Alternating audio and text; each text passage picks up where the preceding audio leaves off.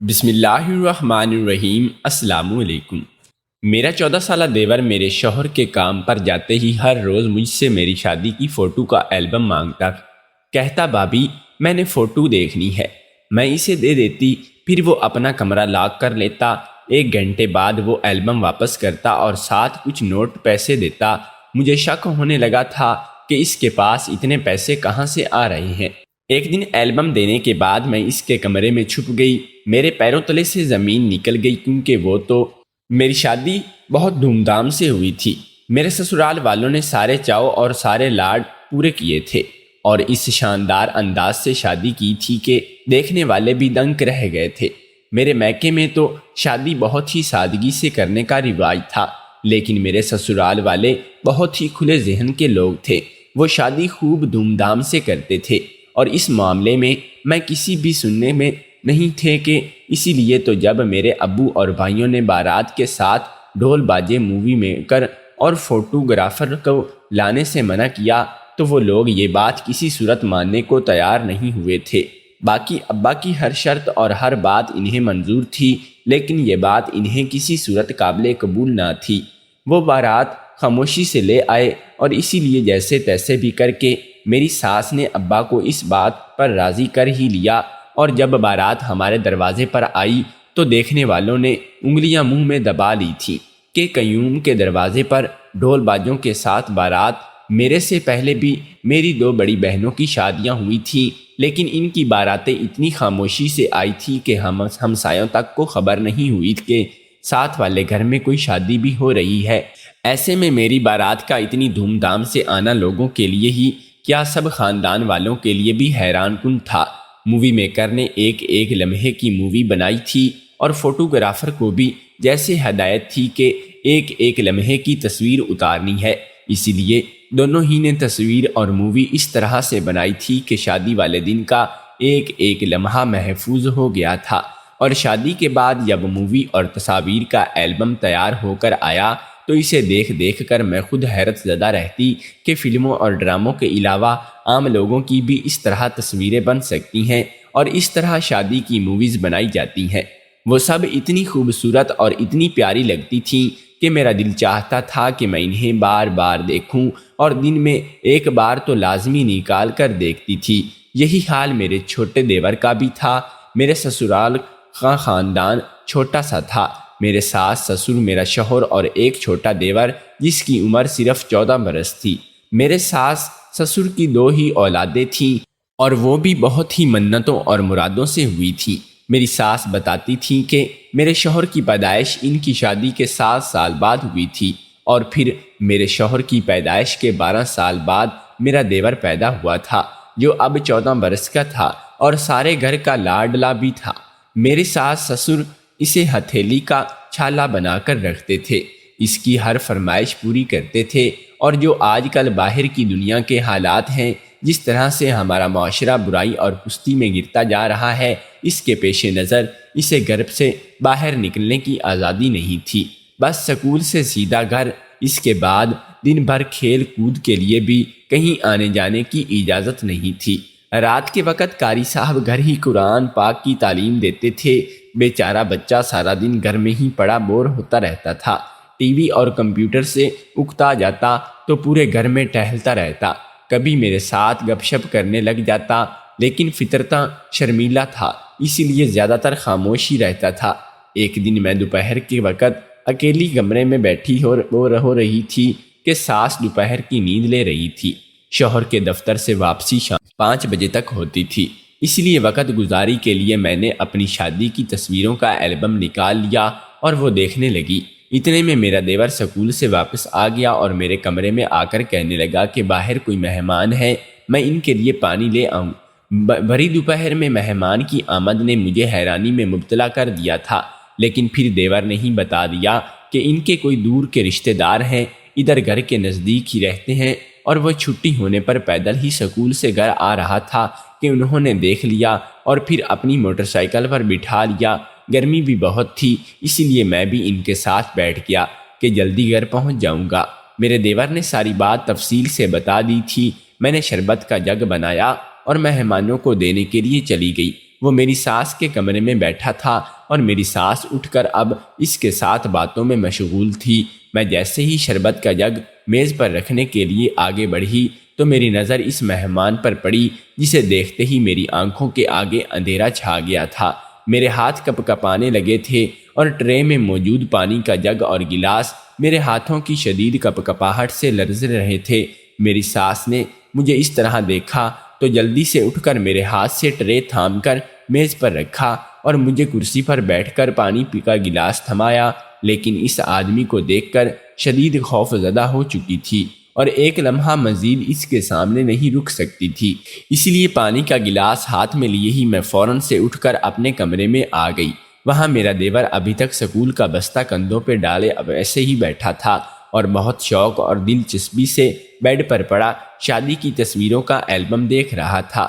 مجھے دیکھتے ہی شرما کر کھڑا ہو گیا اور پوچھنے لگا کہ بھابھی یہ فوٹوز کا البم اپنے کمرے میں لے جاؤں، دیکھ کر واپس کر دوں گا۔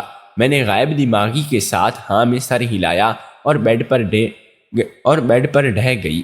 میرا دیور البم لے کر کمرے سے جا چکا تھا اور میں اپنی آنکھوں پر ابھی تک بے یقینی کا شکار تھی کہ آیا جو کچھ بھی میں نے دیکھا کیا یہ سب سچ تھا؟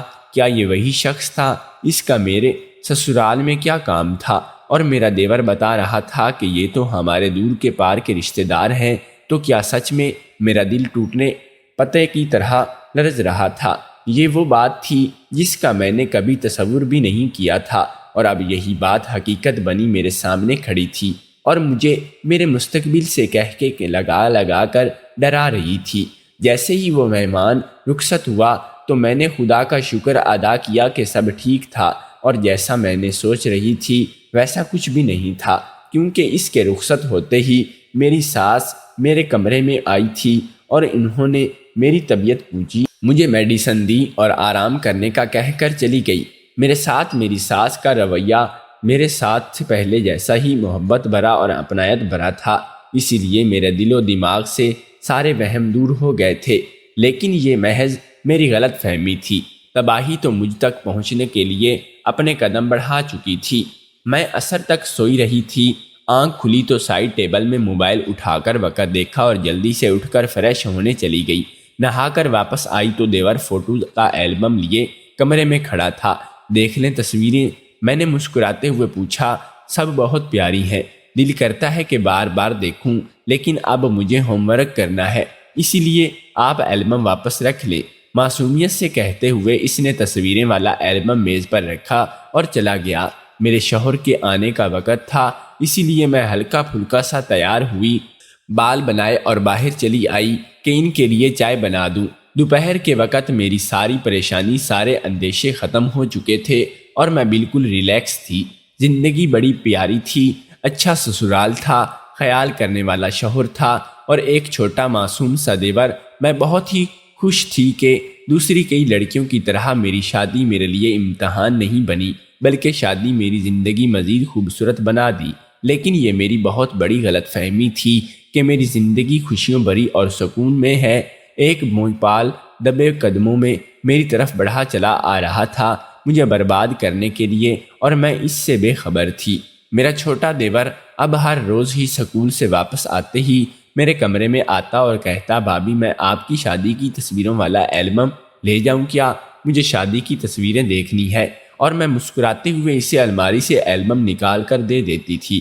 میں دیور کی اس بات پر نہ کبھی حیرت کا شکار ہوئی تھی اور نہ ہی کبھی چونکی تھی، کیونکہ وہ تصویریں تھیں ہی بہت خوبصورت، اور انہیں دیکھتے دیکھتے شادی کے ہنگاموں اور ان خوبصورت دنوں کی یاد تازہ ہو جاتی تھی، اور میں خود بھی اکثر البم نکال کر وہ تصویریں دیکھتی رہتی تھی۔ ایسے میں چھوٹا دیور بھی یقیناً انہیں اسی لیے دیکھتا تھا کیونکہ اسے وہ تصویریں اچھی لگتی تھیں، اور وہ بیچارہ تو گھر میں ہی بیٹھے بیٹھے اکثر بور بھی ہو جاتا تھا، اس لیے تصویروں کے دھیان میں ہی لگ کر کچھ دیر خوش ہو لیتا تھا۔ لیکن یہ میری غلط فہمی تھی۔ بھلا ایک ایسا بچہ جس کے پاس ٹی وی اور کمپیوٹر کی سہولت ہے، اسے بار بار کی دیکھی گئی تصویروں سے کیا دلچسپی ہو سکتی ہے؟ اس کے لیے کمپیوٹر کی نیت نئی گیمز بھی ہیں اور ٹی وی کے نئے نئے ڈرامے اور ایک دلچسپ مختلف پروگرامز بھی، لیکن میں اتنی بے وقوف تھی کہ میں نے اس سب پر سوچا ہی نہیں تھا۔ مجھے ایک اور بات نے چونکا دیا تھا اور پھر میں نے اپنے دیور کی جاسوسی کرنا کا سوچا تھا۔ حیرت انگیز طور پر میرا دیور جب بھی مجھے ایلبم واپس کرنے آتا تو اس کے ساتھ مجھے کچھ نوٹ بھی دیتا تھا۔ پہلے میں سمجھی تھی کہ یہ اس کی پاکٹ منی کی سیونگ ہے اور وہ مجھے جمع کروا رہا ہے، لیکن جب ایک ہفتے کے بعد میں نے اس سے پوچھا کہ اس کا ارادہ کتنے پیسے جوڑنے کا ہے تو وہ اپنے پیسے میرے سے کب واپس لے گا، تو وہ حیرت سے میرا منہ دیکھنے لگا اور کہنے لگا کہ جو پیسے وہ مجھے دیتا ہے وہ اس کے نہیں ہے اور نہ ہی وہ کوئی پیسے جوڑ رہا ہے۔ کہ دیور کی یہ بات سن کر حیرت سے میرا منہ کھل گیا تھا، لیکن اس سے پہلے کہ میں اس سے کوئی سوال کرتی وہ فوراً کمرے سے باہر چلا گیا اور میں بالکل ہکا بکا کھڑی دیکھتی رہی۔ اور یہی بات تھی کہ جس نے مجھے سوچنے پر مجبور کر دیا تھا، اور وہ میرے ذہن میں کئی سوالات آ کھڑے ہوئے تھے۔ میرے دیور کو ایسی تصویر کے ایلبم سے کیا دلچسپی ہو سکتی تھی جو اس کے 1000 بار کی دیکھی ہوئی تھی؟ جو پیسے وہ مجھے ایلبم کے ساتھ دیتا تھا اگر اس کے نہیں تھے تو پھر کس کے تھے؟ آخر اس کے پاس اتنے پیسے آ کہاں سے رہے تھے؟ یہ سب وہ سوالات تھے جن کا جواب جاننا میرے لیے بہت ہی ضروری تھا، لیکن مجھے ان سب سوالوں کے جواب کہاں سے ملیں گے، یہ بھی ایک بہت بڑا سوالیہ نشان تھا۔ پہلے میرے ذہن میں آیا کہ میں دیور سے جا کر ہی سب پوچھ لوں، لیکن پھر خیال آنے لگا کہ ارادہ ترک کر دیا، ہو سکتا ہے کہ وہ مجھے مکمل حقیقت نہ بتائے، بات چھپا لے۔ کافی سوچ بچار کے بعد مجھے اس بات کا ایک ہی حل نظر آیا تھا کہ میں اپنے دیور کو یہ معلوم ہونے دوں کہ میرے دل میں شک کا بال آ گیا ہے اور خود خاموشی سے اس کی جاسوسی کروں، کیونکہ میں نے 1-2 بار دیکھا تھا کہ میرا دیور تصویروں والا ایلبم لے جانے کے بعد اپنا کمرہ لاک کر لیتا تھا اور تقریباً گھنٹے کے بعد لاک کھولتا تھا۔ جو کچھ بھی تھا وہ دیور اپنے کمرے میں ہی کرتا تھا، اس لیے میں نے کچھ بھی سوچا اور صبح ناشتے کے وقت جب ہمارے سکول جانے کے لیے تیار ہو رہا تھا، میں نے اس کے پاس جا کر کہا کہ آج میں اپنی امی سے ملنے جا رہی ہوں، گھر پر نہیں ہوں گی۔ اگر تمہیں شادی کی تصویروں والا ایلبم دیکھنا ہے تو میں تمہیں الماری سے نکال کر میز پر رکھ جاؤں گی، تم لے لینا۔ میری بات سن کر وہ خوش ہو گیا اور کہنے لگا ٹھیک ہے بھابھی۔ دیور سے بات کر کے میں اپنے معمول کے کام پر نمٹانے لگی تھی۔ میری نظر آج کھڑی پر بھی تھی۔ جیسے ہی دیور کی سکول کی چھٹی کا ٹائم ہوا، میں دیور کے کمرے میں چلی گئی اور کھڑکی کے پردے کے پیچھے نہایت ہی احتیاط سے چھپ کر کھڑی ہو گئی۔ مجھے زیادہ انتظار نہیں کرنا پڑا تھا۔ 5 منٹ بعد ہی میرا دیور اپنے کمرے میں آ گیا تھا اور اس کے ہاتھ میں تصویروں والا ایلبم تھا، جو یقیناً اس نے گھر میں داخل ہوتے ہی سیدھا میرے کمرے میں جا کر لیا تھا۔ اور اس کے ساتھ ہی دیور کے ساتھ کچھ اور بھی تھا جسے دیکھتے ہی میرے اوپر کپ کپی طاری ہو گئی تھی اور خوف کے مارے میرے پسینے چھوٹ گئے تھے۔ میں نے بمشکل خود پر قابو پایا اور اوپر کی اوٹ سے دیکھنے لگی۔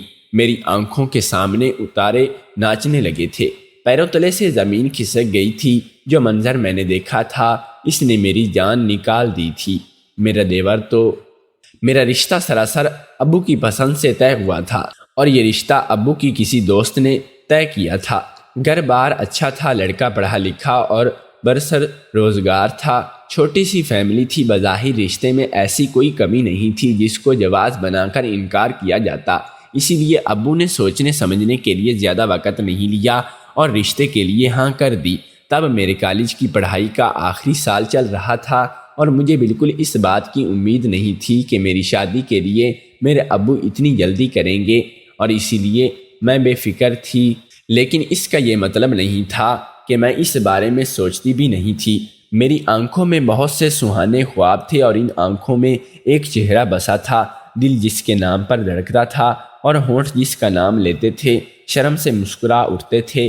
وہ میرے ساتھ کالج میں پڑھتا تھا اور ہم دونوں ہی ایک دوسرے کی پسند اور ایک دوسرے کے لیے اپنے دل جذبات سے آگاہ تھے۔ 1-2 بار کے بعد اس بات کا ہم نے ایک دوسرے سے اظہار بھی نہیں کیا تھا، بس ایک وعدہ کیا تھا ہم دونوں مل کر کہ ہم پہلے اپنے والدین کا خواب ان کی امید کو پورا کریں گے، اور جیسے ہی ہماری تعلیم مکمل ہو گئی ہم اپنے والدین کو اپنی پسند اور مرضی بتا دیں گے اور ان کی رضامندی سے ہی ایک ہو جائیں گے۔ ہم دونوں کو ہی ایک دوسرے کے وعدے پر اعتبار تھا اور ہم خوش اور بے فکر تھے، لیکن قسمت بھی کہ اعتبار چیز ہوتی ہے اور اس کا کچھ بھروسہ نہیں ہوتا کہ جانے زندگی کے کس لمحے میں زندگی کی کتاب کا کون سا صفحہ آپ کے سامنے پلٹ دیا جائے اور آپ بے بسی سے اسے پڑھنے پر مجبور ہو جائیں۔ میرے ساتھ بھی ایسا ہی ہوا تھا جب گھر میں ایک دم سے میرے رشتے کی بات چلی تھی اور پھر ابا نے آنا فانا ہی منگنی بھی کر دی۔ یہ میرے لیے ایک بہت ہی بڑا دھچکا تھا، میں اس کے لیے ذہنی طور پر تیار نہیں تھی، اور پھر دل بھی تو تھا جو کسی اور کے ہمراہ محو سفر تھا، اور ایسے میں یہ سب میں کیسے قبول کر سکتی تھی؟ اور پھر دل بھی تو تھا جو کسی کے ہمراہ محو سفر تھا، ایسے میں یہ سب میں کیسے قبول کر سکتی تھی؟ اس سے پہلے کہ میں یہ سب ماننے کو انکار کرتی، ابا کو اپنی پسند بتاتی، عزت اور غیرت کی ماں کی تربیت اور نیک نامی نے میرے قدم روک لیے تھے۔ میں چاہ کر بھی ابا کے سامنے جا کر اس کے فیصلے سے انکار نہیں کر سکتی تھی اور سر جھکا دیا۔ میں ان کی فرما بردار بیٹی تھی اور ان کے فیصلے کے خلاف نہیں چل سکتی تھی، اس لیے میں نے اپنا دل کچل دیا اور خاموشی سے ابا قسمت کا کیا گیا ہر فیصلہ میں نے تسلیم کر لیا۔ لیکن وہ کسی صورت ماننے کو تیار نہیں تھا۔ وہ چاہتا تھا کہ میں بغاوت کروں اور اپنے گھر والوں سے اس کے بارے میں بات کروں۔ وہ مجھے بتانا تھا کہ اس کے ساتھ میں یہ بے وفائی نہیں کر سکتی، میں اپنا وعدہ نہیں توڑ سکتی، اور بے شک میں دل ہی سے اسے چھوڑنا، اس کے ساتھ بے وفائی نہیں کرنا چاہتی تھی۔ لیکن جب انتخاب کا مرحلہ آیا تو میں اپنے ابا اور اپنے گھر والوں کو بھی نہیں چھوڑ سکتی تھی، اور اسی لیے میں نے گھر والوں کو مان رکھ لیا تھا اور اسے چھوڑ دیا۔ میرے چھوڑ دینے پر وہ شدید تیش کے عالم میں تھا۔ غصے سے بے قابو ہوتے ہوئے اس نے مجھے سنگین نتائج کو بھگتنے کی دھمکیاں دی تھیں، اور لیکن میں مطمئن تھی، کیونکہ میں ہمیشہ اپنی حد میں ہی رہی تھی اور اس کے ہاتھ میں کبھی اپنی کوئی کمزوری نہیں دی تھی۔ ایسی کوئی غلطی نہیں تھی جس کی وجہ سے میں شرمندہ ہوتی، اور میرا اطمینان اپنی جگہ پر درست بھی تھا۔ اس باعث اللہ نے مجھے خوشیاں دیں، اور شادی کے بعد میں اپنا آدھا ادھورا ماضی بھول چکی تھی۔ لیکن اس دن دیور کے کمرے میں چھپ کر کھڑے ہوئے میں نے دیکھا تھا کہ بے شک میں نے ماضی کو بھلا دیا تھا، لیکن وہ میرا پیچھا برابر کر رہا تھا، اور قدرت اسے چالے چلنے کے کھلے موقع بھی دے رہی تھی۔ لیکن مجھے کچھ بھی نہیں کرنا تھا، اپنا گھر اور اپنی عزت کو خراب ہونے میں ہر صورت بچانا تھا۔ میں چند دنوں سے مسلسل یہی سوچ رہی تھی، لیکن معاملہ عزت کے حساب سے اتنا نازک اور زندگی کے حساب سے اتنا گمبھیر ہو چکا تھا کہ کوئی حل سجائی بھی نہیں دے رہا تھا۔ اسے ایک ایسا حل جو معاملے کو جڑ سے ختم بھی کر دے، عزت اور اس طرح سے محفوظ رہے کہ کسی کو کانوں کان خبر بھی نہ ہو۔ دن رات سوچ و بچار کرنے، اللہ تعالیٰ سے دعائیں مانگتے، آخر ایک راستہ اللہ تعالیٰ نے مجھے دکھا ہی دیا تھا، اور میں نے دیر کیے بغیر ہی اسے پکڑ لیا تھا۔ فاریہ میری کالج فیلو ہونے کے ساتھ ہی میری بہت اچھی دوست بھی تھی، اور میری کالج کے دوران اس انسان سے پسندیدگی اور پھر میری شادی تک کے باقی سب حالات بھی اس سے واقف تھی۔ شادی کے بعد بھی میرا اس کے ساتھ مستقل رابطہ تھا، اور ابھی کچھ دن پہلے ہی مجھے اس نے اپنی شادی کی اطلاع بھی دی تھی۔ میرے لیے تو دعوت نامہ بھی تھا، لیکن میرے شوہر دفتری مصروفیات کے باعث وقت نہیں نکال پائے تھے، جس کی وجہ سے میں اس کی شادی پر شرکت نہیں کر سکی تھی۔ اس کے باعث وہ کچھ ناراض بھی تھی، اور سچے دوست چاہے ناراض بھی ہوں لیکن وہ پھر بھی برے وقت میں آپ کی سب سے پہلے اور سب سے اچھے مددگار ہوتے ہیں۔ اسی باعث میں نے اپنی مشکل میں اپنی پیاری دوست فاریہ کو ہی یاد کیا تھا، اور میری بات سننے ہی اس نے فوراً مدد کرنے کی حامی بھر لی تھی۔ وہ میرے ساتھ تھی اور میری مددگار بھی تھی، اس لیے میرا خوف بھی ختم ہو چکا تھا، اور میں پرسکون بھی تھی، اور اللہ تعالیٰ کی شکر گزار بھی تھی کہ وہ ذات ہی جانتی تھی کہ کس نیک عمل کے بدلے اس نے مجھ گناہگار پر اپنا فضل کیا تھا۔ اور یہ منگل کی دوپہر کا قصہ ہے، جب میرا دیور ہانپتا کانپتا گھر میں داخل ہوا۔ یہ اس کی سکول سے چھٹی کا ٹائم تھا، لیکن وہ اتنا گھبرایا ہوا کیوں تھا میں یہ جاننے کے لیے کمرے سے باہر نکلی تھی۔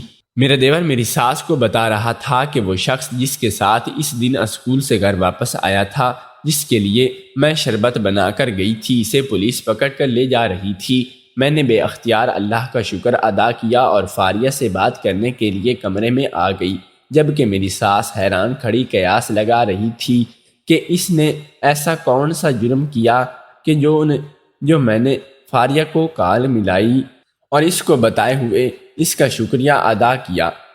وہ شخص جسے میری ساس نے کہا تھا کہ ان کا دور پرے کا رشتہ دار ہے لیکن ان کا گھر ہمسائے میں ہی تھا، وہی شخص احمر تھا جو میرے ساتھ کالج میں پڑھتا تھا اور میں اسے پسند کرتی تھی۔ اچھی شکل و صورت کے ساتھ اچھے اخلاق کا بھی مالک تھا، لیکن میں یہ بات نہیں جانتی تھی کہ یہ منتقم مزاج بھی ہے اور اپنی انا کی تسکین کے لیے یہ انسان کو نیچا بھی دکھانے اور اس سے بدلہ لینے کی کسی بھی حد تک گر سکتا ہے۔ میرے سسرالیوں کے ان کے گھرانے کے ساتھ اتنے قریبی تعلقات نہیں تھے، اسی لیے بہت زیادہ آنا جانا بھی نہیں تھا اور انہیں شادی پر بھی نہیں بلایا گیا تھا۔